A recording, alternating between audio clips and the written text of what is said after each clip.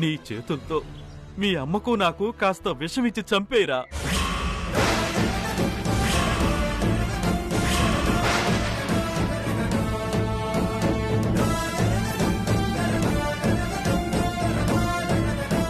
అవునా, బ్రతికుండి భయపడే కన్నా, ఇంత బాధపడుతూ బ్రతికే కన్నా, కన్న కూతురి కన్నీళ్లు తుడవలేక, నిన్ను ఒప్పించలేక ఈ నరకం మేము అనుభవించలేనురా.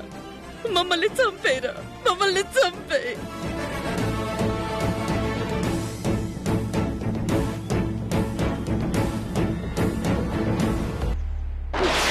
చంపేరా, చంపే, మమ్మల్ని చంపే, చంపేరా, చంపే.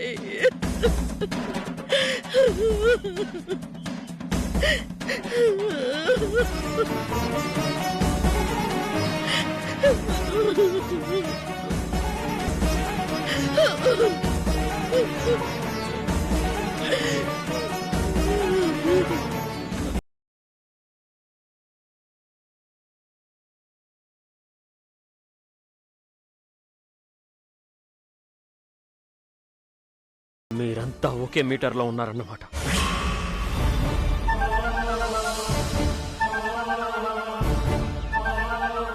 గతం మీకు అవసరం లేదు, తప్పు మీకు గుర్తుండదు, బరువుతో మీకు పని లేదు, అంతేగా?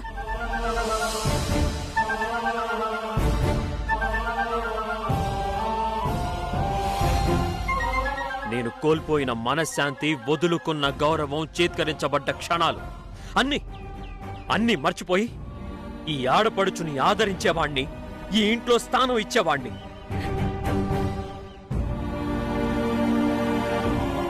కానీ అది నా నమ్మకం మీద కొట్టింది.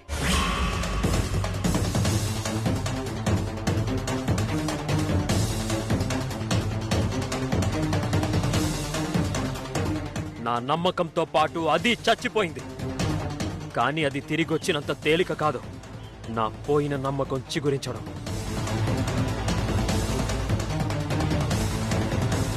మనిషిని మనిషి నమ్మకపోతే ఇంకెవరు నమ్ముతారండి?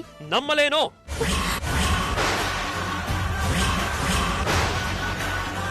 ఎందుకంటే దాని ఒంటి నిండా స్వార్థం, దాని మనసు చంచలత్వం, గడికో మాట, గంటకో ఆలోచన. తప్పు చేయడం దాని నైజం, నమ్మించి మోసం చేయడం దాని హాబీ.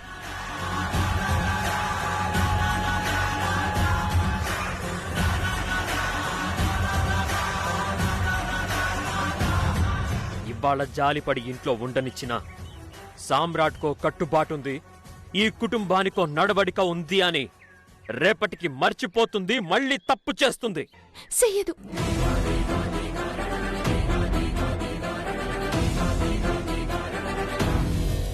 మళ్ళా శాన్వి విషయంలో తప్పు జరగదు.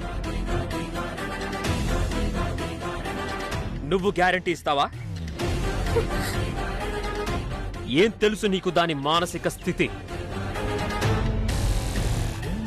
శాన్వి తప్పు చేసి ఉండొచ్చు, కానీ నేరం చేయలే. నాకు శాన్వి గురించి ఏం తెలియదు,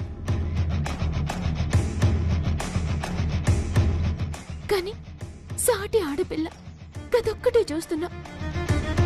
శాన్వి మీద మీకు అనుమానం ఉంది, కానీ నాకు నమ్మకం ఉంది.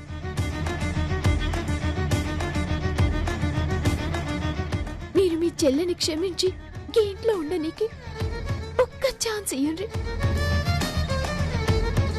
గిన్ని దినాలు గీ కుటుంబం, నేను ఎట్లా మీరు గీసిన గీత దాటకుండా ఉన్నామో, ఈయాటి నుంచి నా ఆడబిడ్డ కూడా గదే గీతల బతుకుద్ది. నేను చెప్తున్నా.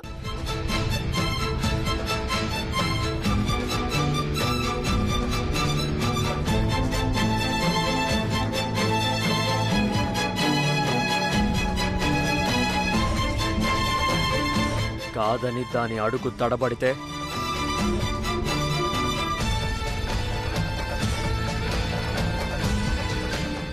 సామ్రాట్ భార్య తల తెగి పడుతుంది.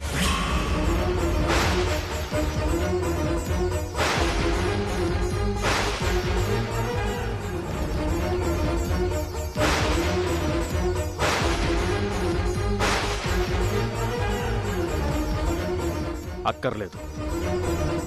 నీ ఆడపడుచు మనసు మారినా, తన మెదడు తప్పుగా ఆలోచించినా, తన వల్ల నాకు ఈ ఇంటి గౌరవానికి రవ్వంత భంగం కలిగినా, తను నా ఆలోచన వెంట నడవకపోయినా, తనతో పాటు నువ్వు ఈ ఇంట్లో నుంచి, నా లైఫ్లో నుంచి వెళ్ళిపోవాలి.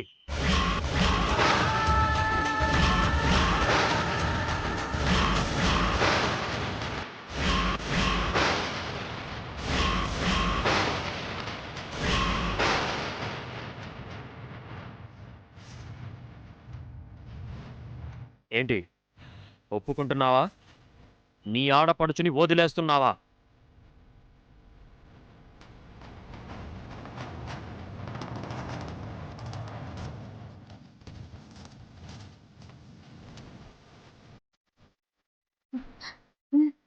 ఒప్పుకుంటున్నా.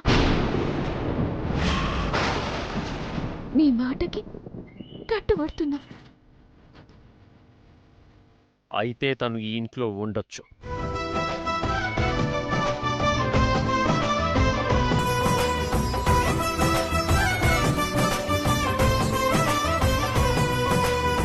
సామ్రాట్ చెల్లిగా కాదు, భవానీ రఘుపతి గారు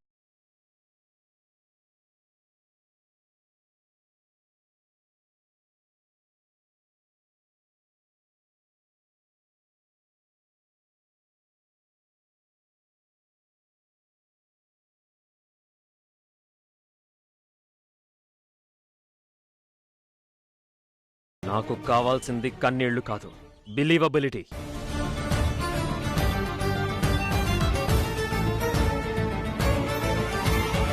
శ్రీవల్లి, ఈ సంవత్సర కాలంలో నీ ఆడపడుచు మాట, మనసు, మంచి అన్నీ మలినమైపోయాయి.